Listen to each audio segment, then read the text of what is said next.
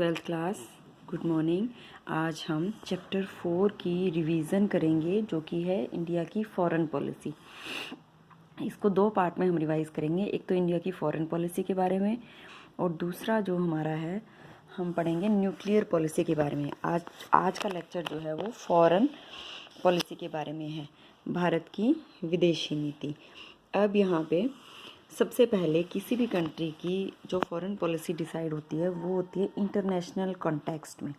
International context में क्या चल रहा है, जब इंडिया की फॉरेन पॉलिसी डिसाइड करने का टाइम आया है तो दुनिया में कोल्ड वार चल रही है और वर्ल्ड क्या है,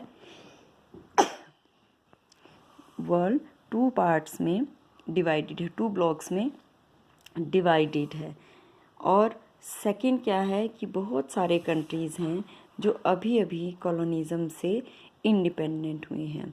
3 कि इंडिया भी इन सब चीज़ों से रिफ्लेक्ट होता है। और फोर्थ पॉइंट पे ये है कि इंडिया क्योंकि ऐसे टाइम पे पैदा हुआ है, ऐसे टाइम पे भारत का जन्म हो रहा है, भारत आज़ाद हो रहा है जब पूरी दुनिया में कॉलोनिज़म फैला हुआ था, तो इंडिया ने अपनी पॉलिसी ऐसा डिसाइड करने के लिए सोचा कि ऐसी पॉलिसी हो जो अदर कंट्रीज़ की सोवरेनिटी को रिस्पेक्ट करे। तो ये 4 पॉइंट्स वो हैं जो किसी भी कंट्री की फॉरेन पॉलिसी को डिसाइड करने में हेल्प करते हैं।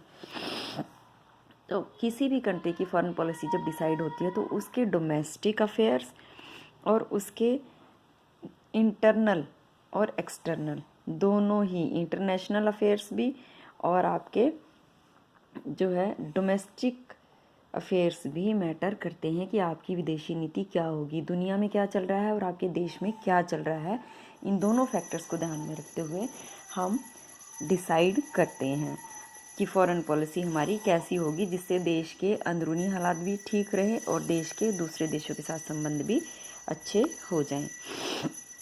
अब इन सब बातों को देखते हुए हमने जो है नॉन अलाइनमेंट पॉलिसी अपनाई है। नॉन अलाइनमेंट में नॉर्मली 3 मेन पॉइंट हैं जो एग्ज़ाम के पॉइंट ऑफ व्यू से हम करते हैं।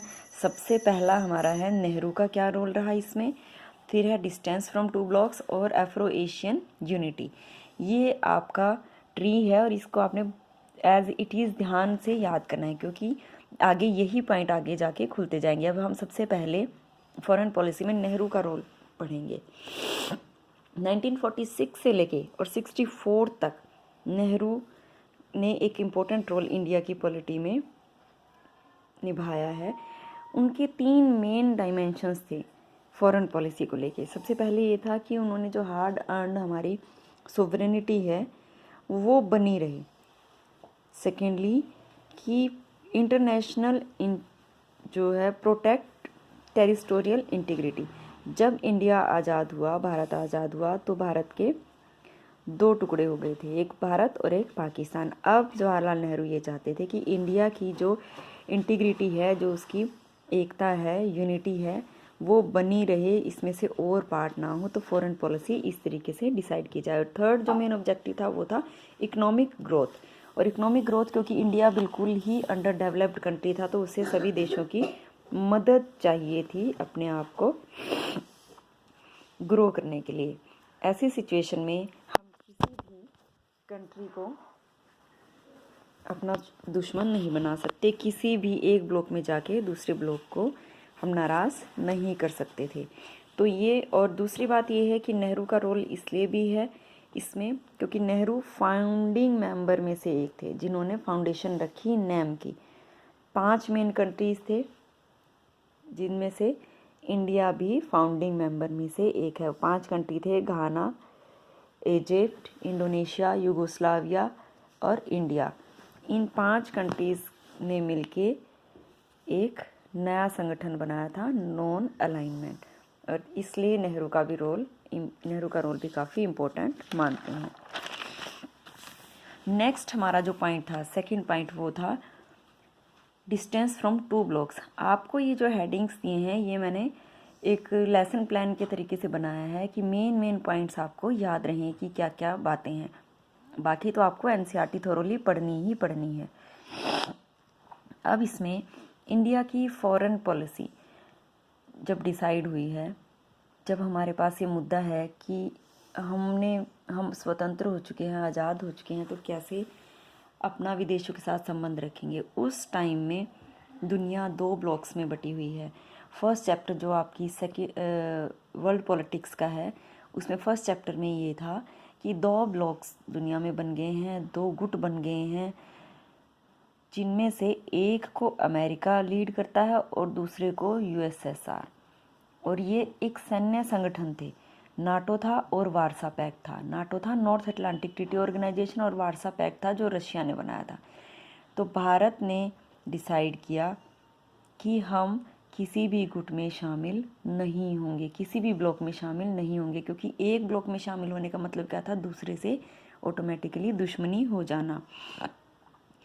लेकिन अब इसमें सेकंड पॉइंट क्या है, लेकिन इंडिया ने कभी भी आइसोलेशन की नीति को नहीं अपनाया। हमेशा से जो पीस कीपिंग ऑपरेशंस चले उनमें मदद की पूरे वर्ल्ड की। ये जो सेकंड पॉइंट लिखा है मैंने यहाँ पे, लेकिन इन पॉइंट्स को आपने खाली पॉइंट्स लिखने से काम नहीं चलेगा, आपने इनको एक्सप्लेन भी करना है। ये तो आपका लेसन प्लान है। और लास्ट पॉइंट जो फॉरेन पॉलिसी में आता है, नैम में आता है, वो है Afro Asian countries. Afro Asian countries वो कंट्रीज़ हैं यहाँ पे मोस्टली जो या तो भारत से थोड़े से पहले आज़ाद हुए हैं कॉलोनिज़म से, या भारत के भी बाद में आज़ाद हुए हैं। तो ये वो कंट्रीज़ हैं जो अंडर डेवलप्ड हैं, इनमें कोई विकास नहीं है और इनकी अपनी ही समस्याएं बहुत ज़्यादा हैं, जिनके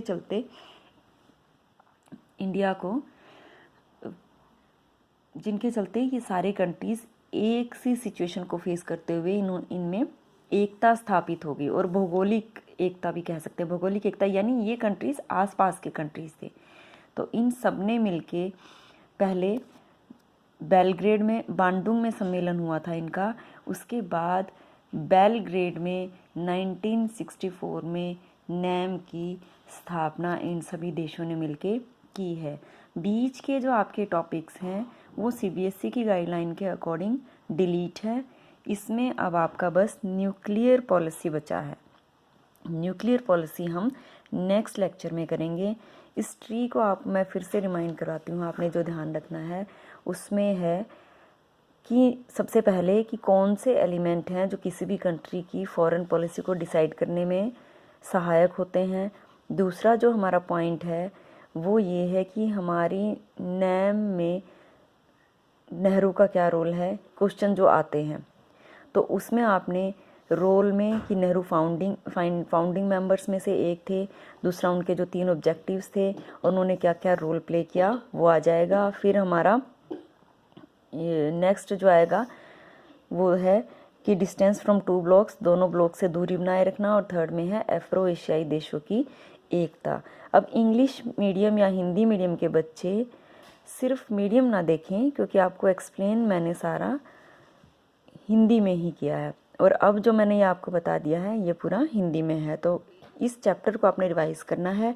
और प्रैक्टिस के लिए मैं आपको कार्टून भेजूंगी, जैसा कि कल भेजा था, लेकिन बच्चे रिस्पॉन्स नहीं देते हैं। सिर्फ स्नेहलता ने कार्टून के क्वेश्चन आंसर्स मुझे भेजे हैं, बाकी किसी बच्चे ने सेंड नहीं किए।